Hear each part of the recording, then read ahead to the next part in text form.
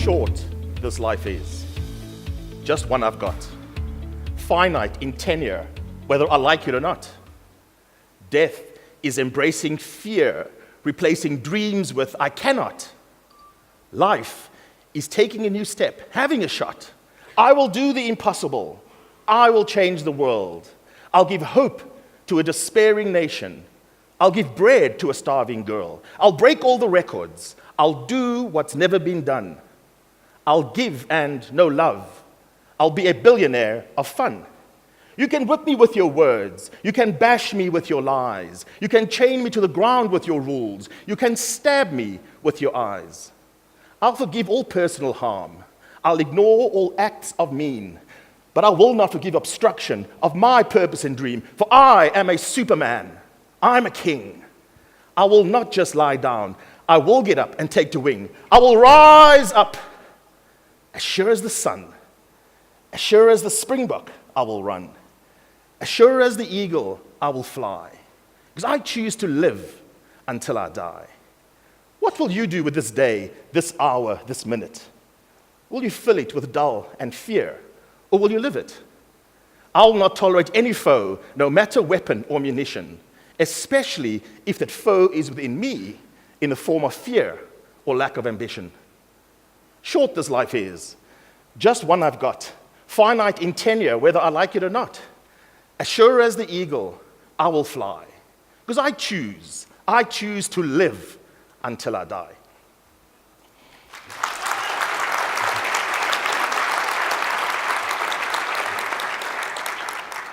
Thank you so much. The poem's called One Finite Life, and it's from my most recent book of poetry called Invitation. Now, I'm obviously not a professional, you can tell I'm not a professional motivational speaker because I don't have the big shiny white teeth. I haven't got the trim sort of physique. I haven't got the tailored suit, right? So clearly you guys are a budget constraint, and so you've got me instead. So for future planning, please consider this.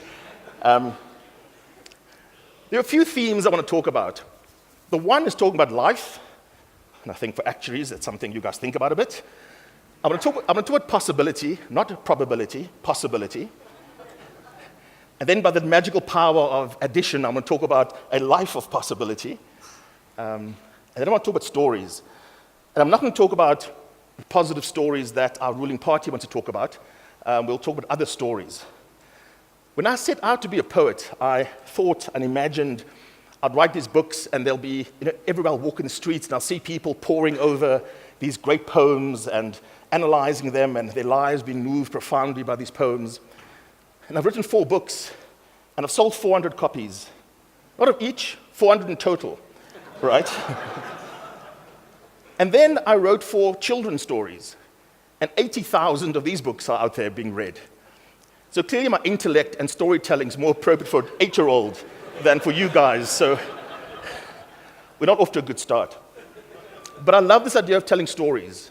And I think one of the things we haven't done very well in South Africa is tell our stories, because that's where we meet each other. Let me tell you about my story, my hope, my fear, the way I grew up. Let me hear your story, and that's where we get to meet each other. So I definitely want to be talking about stories. So in the title of the talk was Life of Possibility, Me, You, Us. So I'm going to talk about me and tell you a bit about my story and my story of possibility. Then perhaps challenge you with a few ideas about your story of possibility. And then close out with thinking about us, our story of possibility. In this poem, One Finite Life, I describe this idea of life, and that's the lines up there on the slide. Short this life is, just one I've got. I don't know if you guys have seen these movies. You see these movies where someone says, someone discovers they have 3 months to live or 6 months to live, and they run out and do all the things they always wanted to do. And I always think, why wait? Why wait till I know I've got 3 months to live or 6 months to live and then go and do all these things? Why not do them now? And if we kind of have this idea that we are infinite beings and we're immortal, we're going to live forever, then we'll keep deferring those things and do them at another time. If you sort of let it sink in, this idea that says, my time here is limited, it's finite, whether I like it or not, you begin to then see your time not as just time, hours passing, but fractions of life passing. And so this idea of life of possibility says, I've got this limited time, what am I going to do with it? The poem also makes quite a bold statement about life and death. So it says, you might be alive, but you're not living if you are substituting your dreams with failure or with fear, right? I believe there's a big part of us that's the sum of our memories and our dreams. The sum of our memories and our dreams. So for me, dreams are these powerful things that kind of give us motivation in our lives, give us power in our lives. And so when we substitute that with I cannot, with fear, I think we're giving up something of who we are. Life then is taking a new step, having a shot. Being alive then says, I will create, I will innovate, I'll take risk, I'll do things, I'll do new things. Let's talk about possibility. So if that's what life is, the poem talked about, I will do the impossible, I will change the world. Now I'd understand if you think that's a bit delusional, right? It's a bit like a Chelsea soccer supporter thinking they can win the league.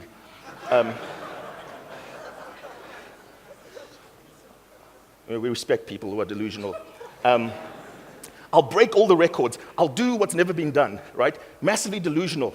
But I'll guarantee you, people like yourselves who've been successful, anyone who's done anything successful, at some point has this vision of I can do this impossible, I'm invincible, right? I firmly believe when Wade van Niekerk starts at the start of the 200 meters, he's not kind of thinking that, I'll give it my best, I'll sort of try, maybe I'll do okay. He actually believes he can do it. He believes he can win this race. He believes he can break the record. And so this resonates with you, this idea of possibility.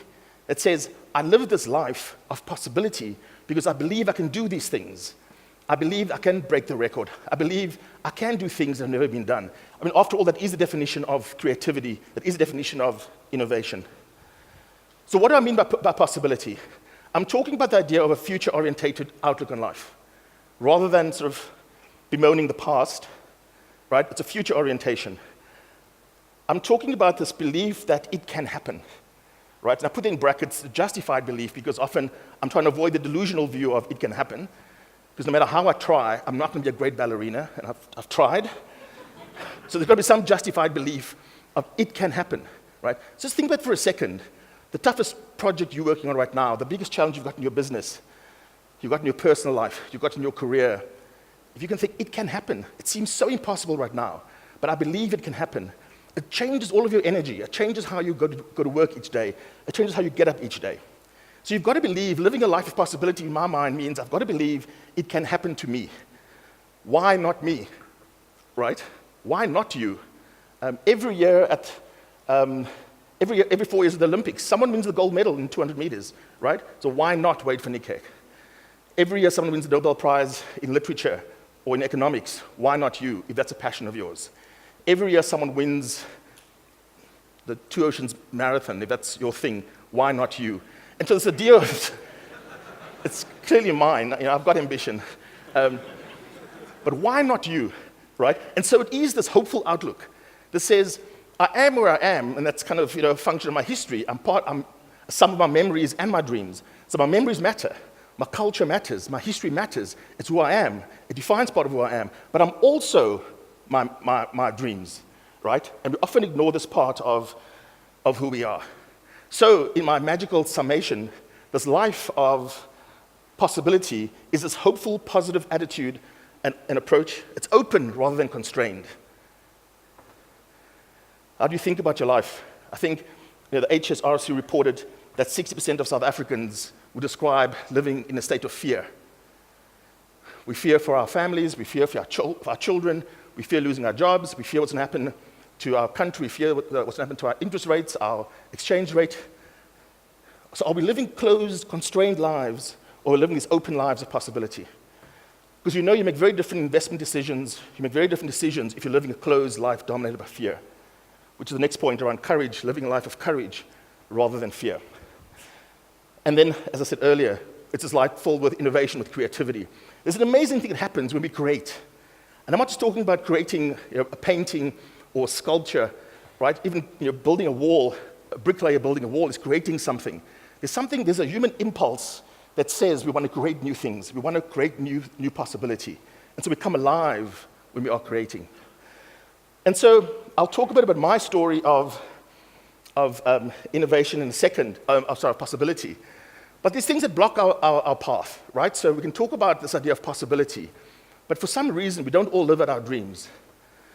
Because there are these big things that sort of block our paths. And there's a picture of a fat guy pushing a big rock. And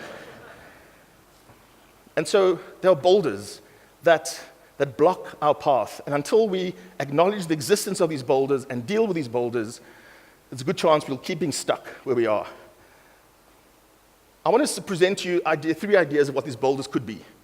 Right? So one idea is, there are boulders you might just be born into.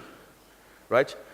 We're all born into a circumstance. We're all born with a narrative. We're all born with a story. If you're born in a war-torn country, you've got a bunch of boulders you've got to push out the way before you can live a life of meaning. If you're born with a disability, if you're born into a dysfunctional family, if you're born a black person in apartheid, if you're born gay, lesbian in environments where that's not accepted, if you're born wanting to be an actuary, sorry. So all of these boulders we've got to push, right? And so until you acknowledge that I've got a boulder that I'm not dealing with, it's going to keep me back, it's going to keep being a problem for me, and I'm not pushing it out of the way. So one is boulders we are born with. And this is not a choice, right? I'm born with this disability, I've got to deal with it. Secondly are boulders that appear along the way. So there you are, happily going about your life, career's going well, everything's going fantastically well, and then a loved one dies, or you contract a disease, or you're in a car accident, or you get laid off from your job, or Arsenal wins the league, or, mad things happen along the way that just throws you off your path, right? And again, there you are, if you suddenly find yourself doing the same things you're always doing, not dealing with this new blockage in your way, you end up being stuck. So second boulder I propose we might have to deal with is a boulder that appears along the way. The third boulder I propose is a boulder we might choose to push. Now we're back into sort of delusional territory, right? Why would you choose to push a boulder? But it might be a case where you come to the proverbial fork in the road, and the one path is a nice, easy downhill route, but in the second way, there's a sort of really rough path with a massive boulder there. And you might choose that path because that's the path that leads to whatever your dream might be, whatever you feel your destiny is. And so there are times when we actually choose to push a boulder. You guys all signed up to go and study actuarial science, so you can relate to this. So I'm going to propose these sort of three boulders, and these boulders can be external to yourself, or they could be internal, right? The idea of fear, the lack of courage, could be a boulder for you. There's something which you know you're dying to do, something you know you must do, but there's this massive boulder of fear or it's an external boulder that's in your way. And you've got to deal with that boulder before you can move forward. Let me tell you a bit about my story and some of the boulders. So I grew up in Mitchell's Plain, as Ranty Sivan introduced me, and then went on to, I earned 5 master's degrees from 5 of the world's top universities. So there were a few missing in your long list there.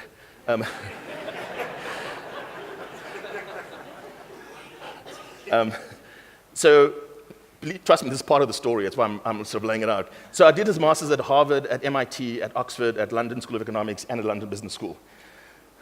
But I grew up in Mitchell's Plain, right, in the 80s, during all the uprising in the 80s. So if you think about my story, what's the story I was born into?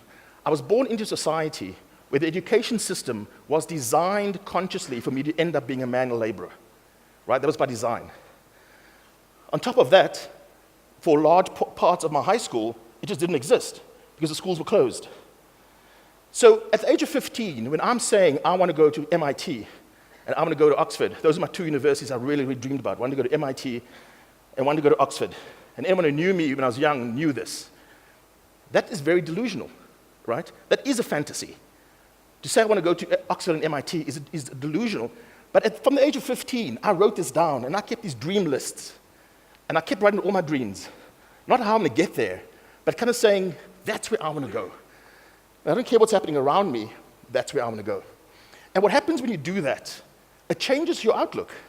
Because while my friends, my peers, when I was 15, 16, were dreaming of playing for their favorite soccer team, or joining, being a rock star, whatever it is they were dreaming of, I was dreaming of going to MIT and Oxford. And what that meant was I needed maths and science in the higher grade, which my school didn't offer, right? So what do? I then discovered that at my school, they were offering night classes. So these were classes for working adults. So I'd go to school by day when there was school. I'll come home, have lunch, do my homework, and then go back to school in the evenings to go and learn, just get extra tuition that we're giving to the working adults. Every vacation, every weekend, I'd find extra classes, right? So the idea of wanting this education became my absolute sole focus. The boulders I had to push of dealing with gangsters every day, of being stabbed, of being mugged. I mean, there was one day I came home in my underwear because the gangsters kind of just took all my clothes, right? So those were the boulders you had to push as you were going along the way. I was stabbed in the chest because I wouldn't give a gangster money. All the while still making sure I went to school every day and went to night school every night. When I was 16, I understood that my parents couldn't pay for me to go to university. So I wrote 27 letters to companies. I literally went to the phone book. I didn't know who would fund my engineering studies. I went to the phone book and just wrote letters, 27 letters, saying, please, will you fund my studies? And eventually, Anglo-American funded my studies for me to go to WITS, where I did mechanical engineering. So one of the first people in my family, my community, my broader family, and many of us can relate to these sort of stories of someone going to study for the first time. I didn't know a single engineer, right? So I couldn't relate to what this life might be. But I read about it in an encyclopedia. That's where my reading was. Right? My father had a set of encyclopedias and a dictionary, and that was my reading when I grew up. I had no children's books, but I understood this idea of design, of engineering, and that's what I wanted to do. So I ended up going to WITS to do engineering, and Anglo-American funded this program as sort of a bridging year. So in 1988, I did this bridging year before doing actual first year. In April of this bridging year, I needed to go to Roodepoort to go and do some practical training as part of the engineering training. And someone explained to me how to get a bus to Roodepoort. In those days, those of you from the area would know there was white and blue buses. And so on the corner of Jarrison and Yale Road, someone told me, wait there, this blue and white bus will come, Roodepoort will be big on it, and you take that bus to Roodepoort. So I waited, dressed in my best clothes, my first day of work, right? I'm sort of almost, I can call myself an engineering student. And I get into the bus, and I sort of hand over my fare to the driver. And he says, I can't get on the bus. So I go, that's kind of confusing. So the person told me Roodepoort bus. I checked it was a Roodepoort bus.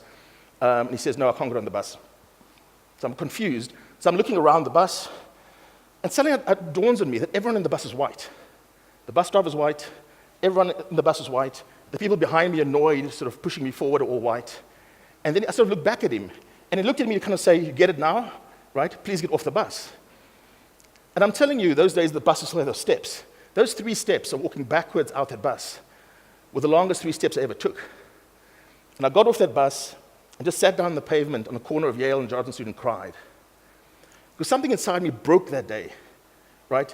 To have worked selflessly and self-directed in a way for all those years to get to engineering. This wasn't just a convenience. This wasn't a thing that was a natural progression in my life. I was going to study at university, right? I just single-handedly worked to get there. And there I was, being told to get off a bus because of my color. And it was the first time apartheid became real to me, right? Because for me, petty apartheid was often the hardest. It wasn't what the politicians were doing. It was what the ordinary people, you and I, did to each other, that I often think was the hardest. And so, of course, I then dusted myself off and found a train and made my way to Roodepoort. When I get to Roodepoort, I'm told I can't use the toilets because, right, office staff can use the toilet. I was working in the office, couldn't use the toilets in the office. So every time I go to the toilet or we take a break, I've got to cross Main Reef Road. And those of you who know, sort of 3 lanes going in both directions. I've got to cross Main Reef Road. I mean, you wet yourself by the time you get there. But I've got to cross the road every time I go to the toilet and then come back. And it's amazing how this was just normal, right? So I'm phoning home telling Mom, I'm doing this amazing work, really, I'm this engineer, Mom, we can be proud of me. Meanwhile, I can't use the bloody toilets. Later that year, sort of November of 88, got a visit in my apartment from the security police, beat my roommate and I up really badly. For some reason, we looked like we were suspicious, only 2 black kids around. And so you talk about boulders, right? So there I am just trying to get an education, not do anything radical, just to kind of get through this education, and these boulders keep coming my way. And what I suggest to you is, every time we face these boulders, we've got to make a choice. Because you say, why am I pushing this boulder? After the security police had attacked us, I thought, let me just give up. Let me just go back home. This clearly isn't the place for me to be, right? And my parents were saying, just come home, right? It's not going to work out. But every time you hit a boulder, you've got to remind yourself of why you're there, right? And so life isn't about the boulder. Life's about the dream on the other end of the boulder. But unless we are crystal clear about what the dream is, right, we can fall over at the stage when this boulder hits us. So I get through WITS. I graduated in 1992. My first job is actually in Sandton at the head office of the company I work for. I'm a newly graduated engineer, one of the first black mechanical engineers in the country. It's all wonderful. And the first task they give me is to take the Christmas cards from the HR director and write down all the people who sent him Christmas cards so he can send a letter to thank them, right? When I was done with that, because that was really hard, right? I mean, my differential calculus really came useful there. I then did the filing and basically became the assistant to the HR director's secretary, right? I've finished the engineering degree, I'm doing part-time masters at WITS, and that's what my job was. So I complain. Eventually, they then send me to Bronkhorstspruit. So much for complaining, right? You've got to watch what you complain about. So they sent me to Bronkhorstspruit in the old Bantustan of Kwandebele, right? Where I must go work there. I can't rent a place in Bronkhorstspruit because I'm not allowed to rent a place there. So I drive from Joburg to Bronkhorstspruit every day to go to work. At work, and this company still exists, life is very simple. In the offices are white people because they're the professionals, and the factory are black people because they're the factory workers. Now this dude rocks up. What do? They can't put me in the offices because I'm not white, and they can't put me in the factory because I'm an engineer. So they put a Zozo hut in between. I mean, we're talking about ingenuity and possibility, right? They put a Zozo hut in between and said, sit there. So for a whole year, I'd drive every morning for an hour and a half from Joburg to Bronkhorstspruit, sit in a Zozo hut with no air conditioning, do nothing because they wouldn't let me touch anything, and drive back home, right? How do you motivate yourself, right? So we're talking about boulders here. And the idea of this boulder, it reminds me of Sisyphus, the Greek mythology, where Sisyphus is a king and he's been cursed to push his boulder up a hill all his life. And as he pushes the boulder up the hill, the boulder rolls back down again. And I think that's where character is built. It's fine having the strength and technique to push your boulder, but when the boulder rolls back down, right, for you to go all the way back down again and put your shoulder behind that boulder and push again, I think that's where character is built. And at the age of 23, I sat there in my little Zozo hut and decided that I was going to try and get out of the country, but I wasn't going to let them break my spirit. And so a poem like One Finite Life that says, you can whip me with your words, you can bash me with your lies, those words are born there, right? They're not just a poem, they become your manifesto. For me, it was a manifesto, and I put it everywhere I could, and saying, every morning I wake up, that's my manifesto. So I'm going to take the shit they're giving me. At 23, I had an ulcer. I was taking Zantac at the age of 23 because I was so frustrated. And yet I'm calling home to my mom, no, Mom, I'm doing great work, designing new everything. Boeing's going to fly my plane I'm designing. And I'm sitting there playing Tetris on my old computer. So then I decided I must leave the country. It's the only chance I've got. And I reminded of my dream of MIT, right? So I applied to MIT in 1994. Get into MIT miraculously. Had to lie about a few things that I've got funding, etc. And I haven't got funding, so I can't afford to go to MIT. But I apply for a scholarship, and I get awarded the scholarship. But it's a scholarship that dictates which university I can go to. And it's not MIT, right? So the scholarship says, go to some state university in the US, sort of university number 3,000, and I want to go to university number 1, right? How big's my dream at the end of this boulder, right? So here's my fork. Fully funded scholarship, flights, everything taken care of, go to university number 3,000, or this part of the year where MIT is, but boulder, daggers, crocodiles, everything on this side, right? So at 24, I decided I was going to quit my engineering job, in which I earned 15 times what my father was earning, right? Quit to go to the States, where I've got a company in South Africa to pay for my flight and nothing else. So I arrive in Boston with not knowing anyone, not having a place to live, no money for fees, no money to pay for living expenses. So I live homelessly in Boston. I joined the gym, and so the gym at least you can shower. I mean, water restrictions in those days, so I didn't shower much. I could put my bag in the gym locker room, and every day I'd go to lectures and go back and sort of find a public place to sleep. I'll sleep on couches, I'll sleep in the sort of open areas. Often the campus police would come sort of prod me with a torch, tell me to get up and move on somewhere else. And I did this for a while, and the way I managed to eat was all these companies came onto MIT to try and recruit students. So I knew there were all these company presentations, and they bring sandwiches, right? So no matter what the presentation was, the sort of investment banking Latin America, I was there right in front, because I knew there were sandwiches, right? The women's event, there I am, right?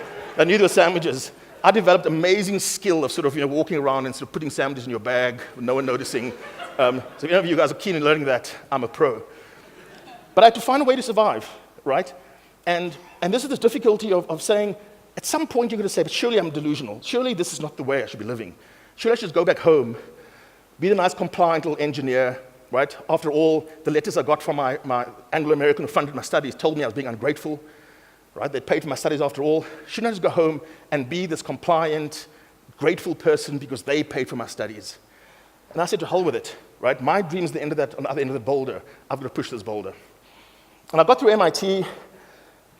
Eventually, the dean of the graduate school sort of heard about this African stealing sandwiches and decided in the interest of sort of public safety, they'll get me into a room.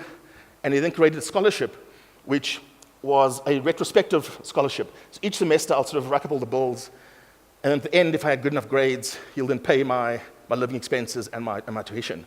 Nothing focuses the mind like that kind of incentive, right? Because the downside for me wasn't just getting kicked out of the university, was being sent back home.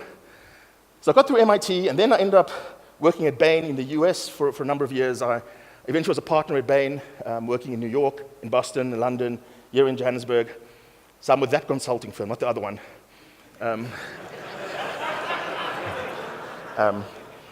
And I was head of strategy for Old Mutual for a few years. I started my own consulting firm. And so things were great, right? Living the life. You kind of say, well, don't you deserve the fruits of your labor? Shouldn't I just enjoy that? And at one point, I was enjoying it so much, I even had 6 cars. Of course, because you need 6 cars, right? I also meant to be a self-respecting, successful person. But I was challenged. I was challenged by the words of Nelson Mandela, who said, for to be free is not merely to live, not merely to cast off your own chains, right? So to be free is not merely to cast off your own chains, but to live in a way that respects and enhances the freedom of others. And I paraphrase that to say, if everyone around me isn't free, then I'm not free. So how can I be enjoying this life of indulgence as much as I can justify it by what I've gone through to get it? How could I justify that when I looked around me and saw people suffering? And so in 2010, I then quit my corporate job. I had this amazing house my wife and I sold. I had a beautiful library of 10,000 books, and that sort of pained me to kind of put that into storage and sell some of it. We sold all the cars, and so we committed ourselves to public service to do 2 things.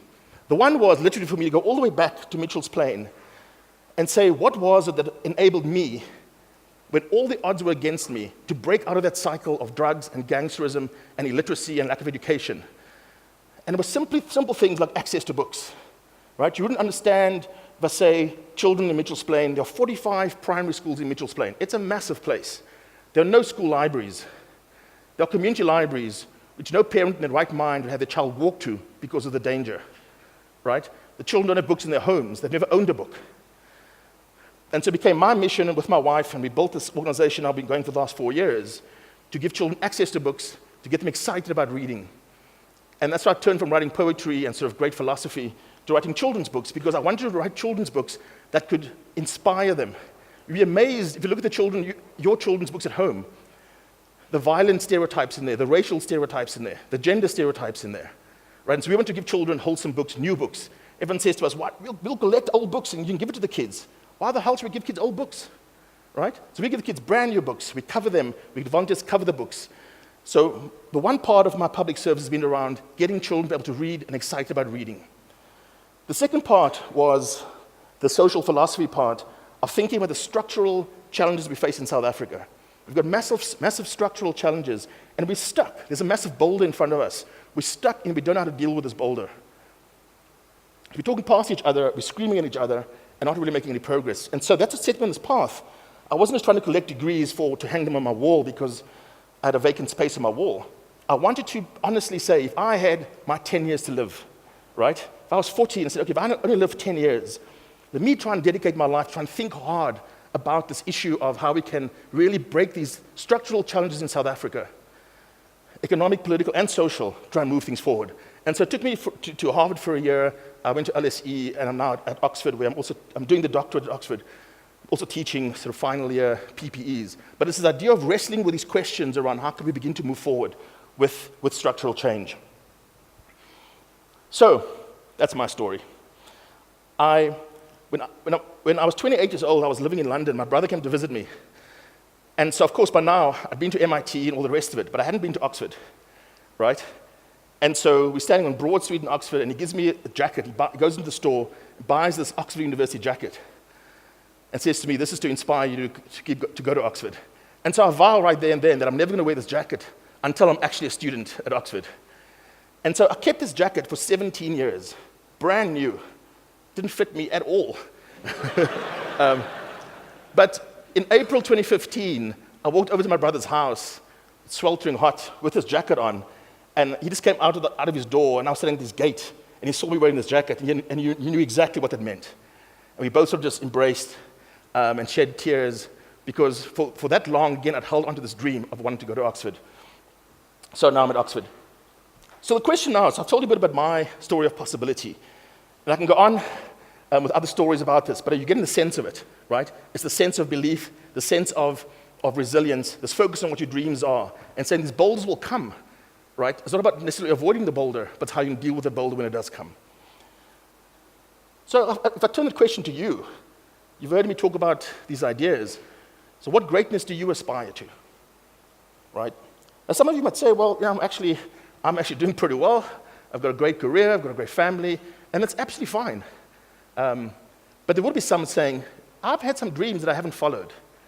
I love going to little primary schools with little kids and ask them about their dreams. Oh, they have amazing dreams, right? They're going to be an astronaut, they're going to cure cancer. And then something happens to us along the way, and we forget those dreams. And we just kind of say, oh, I'll take the job I can get, I'm kind of stuck here, let me stay where I am. And we accept all these burdens of things that hold us back, that douse our dreams, and we give it up along the way. So for you, you've got to answer that question of what greatness do you aspire to that you're currently not pursuing? And what are the boulders in your way? Because surely there are boulders in your way, whether internal or external. There definitely are boulders kind of holding you back. So I suggest these 3 ideas that I mentioned already around pushing your boulders. I think clarifying our dreams is something we don't like talking about as adults. What are my dreams? Because what if I never achieve them? Right? How embarrassing is that? Right? When I was 15, I wrote my dreams. At 24, I wrote my dreams again. And the dreams kept changing. There were sort of simple things like going to see a Bruce Springsteen concert or going to see a team that's not Chelsea, right? But there were also more significant dreams. And one of the dreams was complete a PhD. I'm doing it now, 30 years later. So what are your dreams? What are these things that, if you believe me saying, we are the sum of our memories and dreams? So it's part of who you are, these dreams. What are those dreams? And do you have the self-belief to actually make that happen? And this is amazing. I worked for a private equity firm for a while, and to see entrepreneurs come and present their business plans. And you can tell when they don't believe it, right? How can an investor believe in your business when you yourself don't believe it'll work, right? So unless I've got the self-belief to do these impossible things, no one else will ever believe me. And then lastly, this idea of resilience. When that boulder rolls back down, are you going to sort of give up and say, this is all just too hard? Or are you going to put your shoulder back into that boulder again and push it up the hill again? That's what American psychologists are now calling grit. There's a whole bunch of research coming out last year and this year. This is one of the traits of looking at successful people. They've got this ability to kind of just deal with disappointment and dust themselves off and get back up again. So these are sort of 3 little ideas I've used in thinking about my boulders.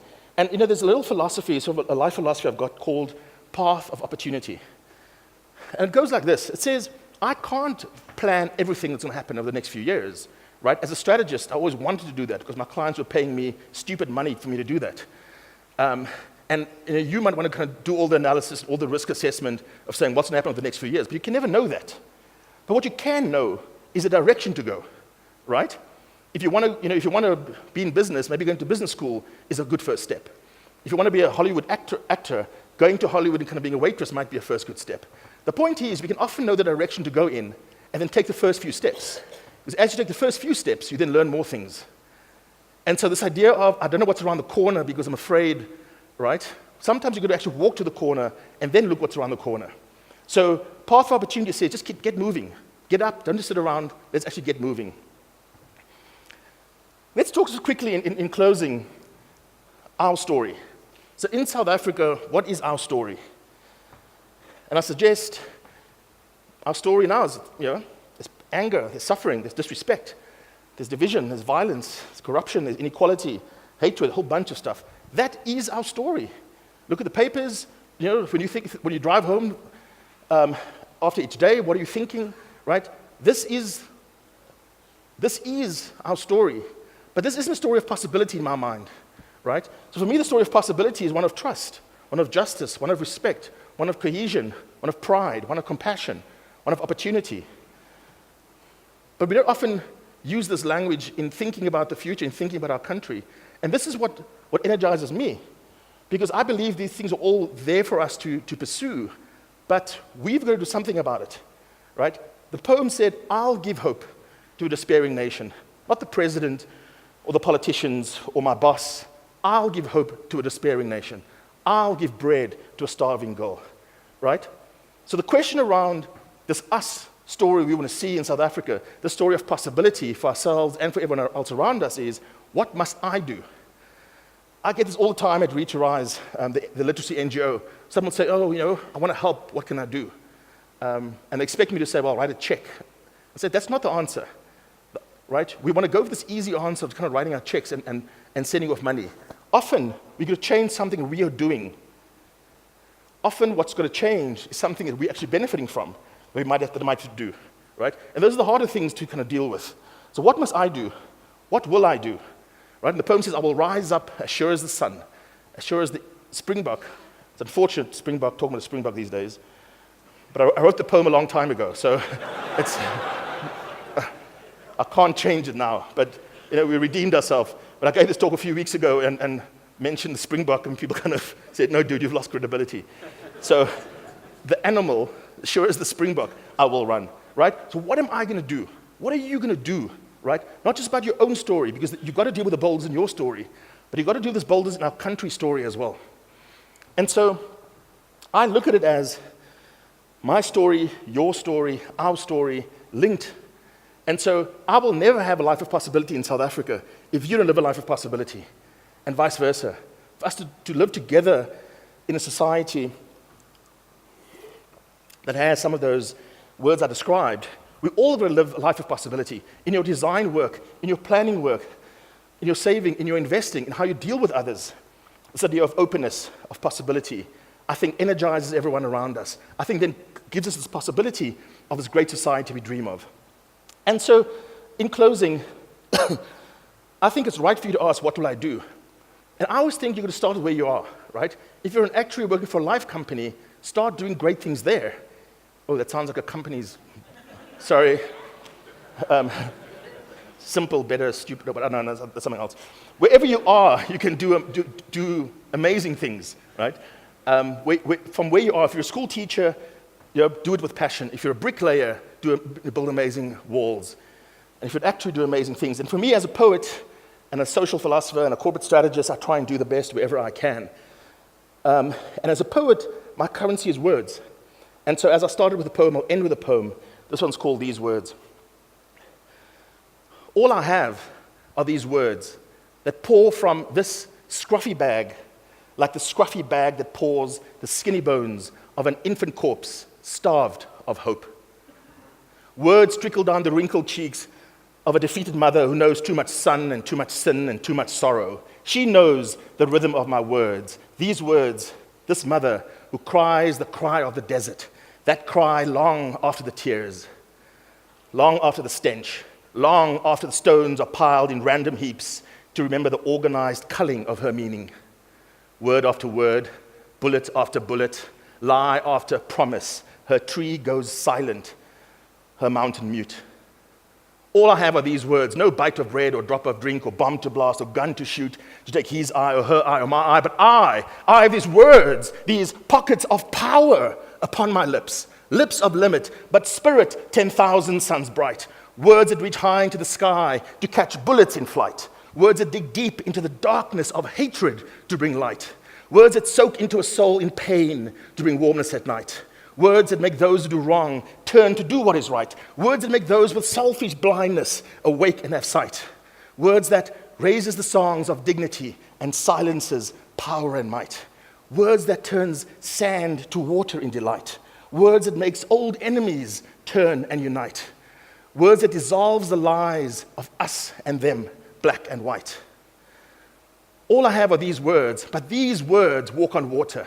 These words dance across waterfalls and reach into the sky to bring the sun back into view and raises the fallen school and fallen bridge and fallen people with their fallen hope.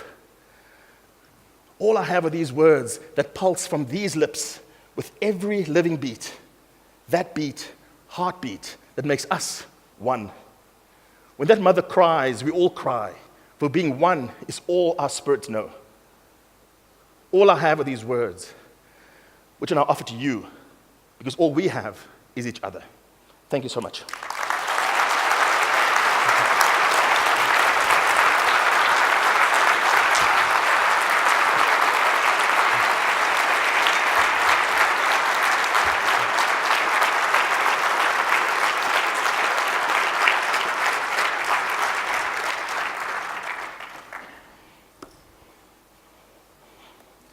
When we opened yesterday, I did promise you that we'll leave this convention collectively stronger as a profession. I think we have learned a lot over the last 2 days. Let us keep the lessons alive in us. Athol, thank you very much for your contribution to our empowerment. And on behalf of the Electoral Society of South Africa, as a token of our appreciation, we'd like to give you a small gift here. Thank you, Ranti. Thanks very much. Thank you. We now know of a life of possibilities, and let us go out there and make things happen. I would now like to call upon Peter Withy to come up to close this convention officially. Thank you very much.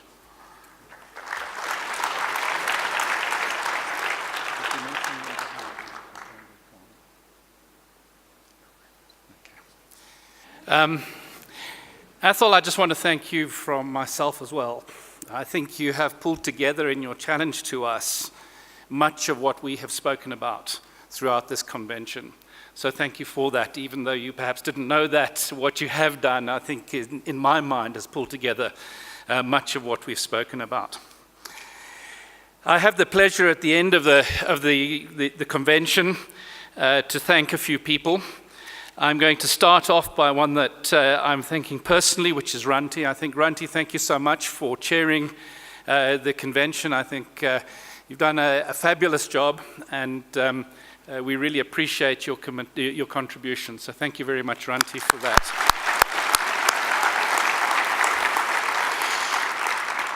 An event like this doesn't happen just by magic. There is a lot of work that goes behind the scenes. And even though I know they're probably going to hate me, I'm going to ask them to come up to the stage. So will the 2017 organizing committee members come and join me on stage here? So Guy Channels as chair, Chris Anastasiades, Shashmi Chowdhury, Rian Kutsia, Michael Curtis, Abu Lela Ghazi, Marseille Marks, Mike McDougall, Yageshri Moodley, Evelyn Olwachen, and Tian Zhang. If you're here, please will you come and join us on the stage so we can thank you.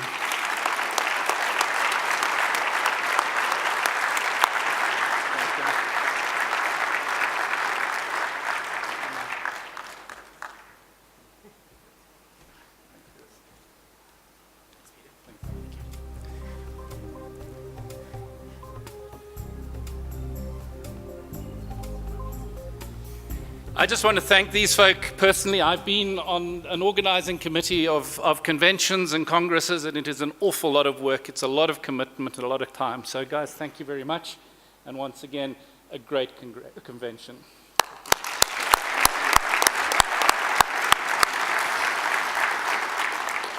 The other group that without whom the Congress doesn't happen are our sponsors. I don't know if we have a sponsor slide, but I'll mention those that I have on the back of the convention brochure. Our gold sponsor, MMI Holdings. Bronze sponsors, Genry, Hanover Re, RGA, and SCORE. Satellite coffee bars, kept us going all the day. MMI Holdings, QED, RGA, and TransUnion. And for the convention bag, Colourfield. Thank you very much for your contribution. I think your contributions as sponsors make these events happen. So the last thank you I have is to all of you for attending and participating. And I now declare this convention closed. See you in Cape Town in a year's time. And hopefully by that time you won't have to bring your own water with you. Thank you very much.